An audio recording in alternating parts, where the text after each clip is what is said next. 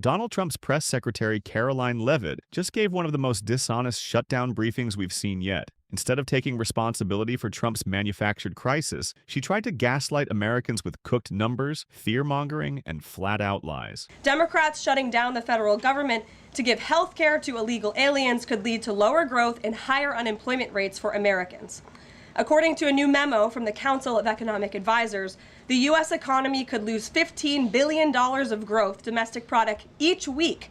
Every single week, the Democrat shutdown extends, with a month-long shutdown leading to an additional 43,000 unemployed people. Small businesses are likely to encounter delays in receiving federal loans. Mortgage applications will likely shrink. And just this morning, Business Roundtable, an association of more than 200 CEOs of Americans' leading companies representing every sector of the U.S. economy, put out a statement urging Congress to pass the clean CR that will once again come before them in the Senate floor in just a few moments. Let's be clear, the economy is at risk because Donald Trump and Republicans chose to shut the government down. Economists have said repeatedly that the real danger is the uncertainty Trump himself is causing. Blaming Democrats for Trump's hostage-taking isn't just dishonest, it's projection. Then a reporter asked a simple question. Are these looming federal layoffs just a pressure tactic to force Democrats to reopen the government? Listen to how Karoline Leavitt responds. This is the moment where the administration openly admits layoffs are coming, and even goes so far as to label certain government agencies as Democrat agencies. One more question on the government shutdown. Should there be some type of scheduled layoffs to maybe entice Democrats to come to the table, like every hour another agency, another 100 pink slips? I'm sure Russ Vought has a list of folks ready to go. Well, look, the Office of Management and Budget, as we've said repeatedly, is working with the agencies and our cabinet secretaries to identify where cuts unfortunately can and have to be made. And again, we understand there's another vote happening on the Senate floor in an hour. Maybe if Democrats do the right thing, this government shutdown can be over. Our troops can get paid again. We can go back to doing the business of the American people. But if this shutdown continues, as we've said, layoffs are an unfortunate consequence of that. And Russ Vought has been in contact with our cabinet secretaries at their respective agencies to discuss that. Thank you, Amanda. Kelly. How would this administration define what makes a Democrat agency, which agencies, and what constitutes being a Democrat agency? I think this administration has been very clear, Kelly, that we're not going to tolerate waste, fraud, and abuse in our government. And we've also been very clear to point out when agencies or when programs do not align with this administration's values of putting our country first. You've seen that with USAID and in various other cases where there's been cuts made or funding has been slashed. And so, again, unfortunately, we're having to do a massive review of the bureaucracy to be good stewards of the American taxpayer dollar. And it's the Democrats who have forced the White House and the president into this position by voting to shut the government down. And then things get even more revealing. Leavitt admits that these federal layoffs are an unenviable choice, but just moments later, she says President Trump sees them as an opportunity. Watch how the administration spins this one. Thanks, Caroline. Two questions on the shutdown. You've argued that these impending layoffs are necessary to keep essential services up and running, but that has never been the case in any previous shutdown. Even when the government was shut down for 35 days in Trump's first term, you've never had to lay off thousands of workers to keep essential services up and running.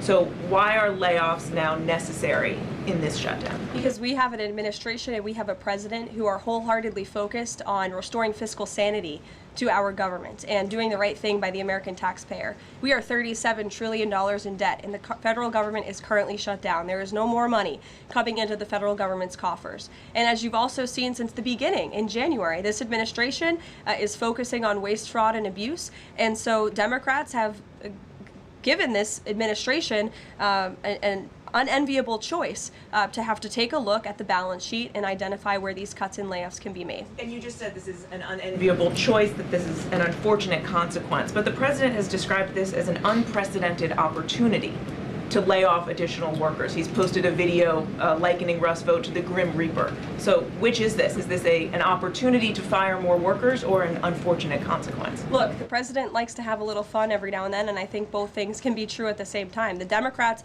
have given the administration this opportunity, and we don't like laying people off. Nobody takes joy in that around here, and if you think that, then I think that's very sad. You view the White House and our staff as wanting to put people out of work. Nobody wants to do that, but sometimes in government you have to make tough decisions. They say it's unfortunate, but Trump is literally calling this shutdown an opportunity to fire federal workers, people who keep our food safe, process veterans' benefits, inspect airplanes. An opportunity for who? Not for working Americans, only for Trump's power grab. And then Leavitt claims that Democrats want to give free health care to illegal immigrants, citing Medicaid costs and examples from hospitals. Thank you.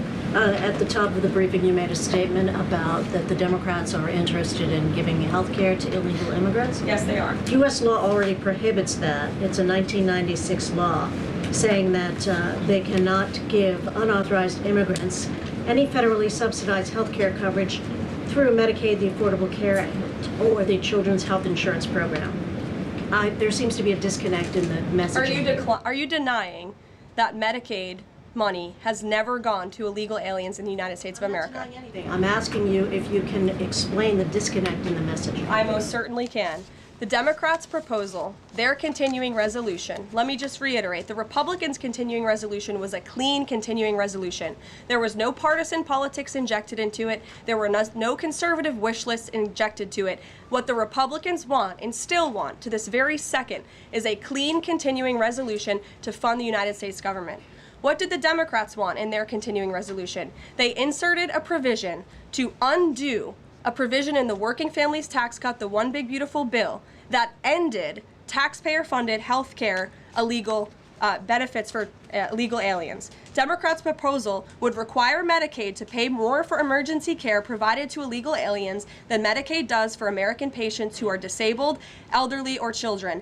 And this bill would have also allowed California to continue a gimmick that funds its Medicaid for illegals program. This is one of Trump world's favorite lies, that migrants are bankrupting healthcare. Federal law has long prohibited undocumented immigrants from receiving regular Medicaid or ACA coverage. What Leavitt is describing are emergency room costs. Hospitals are legally required to treat anyone in an emergency. And thank God they are, because the alternative is letting people die in waiting rooms. Trump's team twists this reality into another scapegoating attack on immigrants. And finally, she escalates the rhetoric even further, claiming Democrats paroled an invasion, and portraying the situation as tens of millions of undocumented immigrants that Trump supposedly needs to deport, before once again blaming Democrats for the government shutdown. About hospitals treating undocumented or illegal aliens.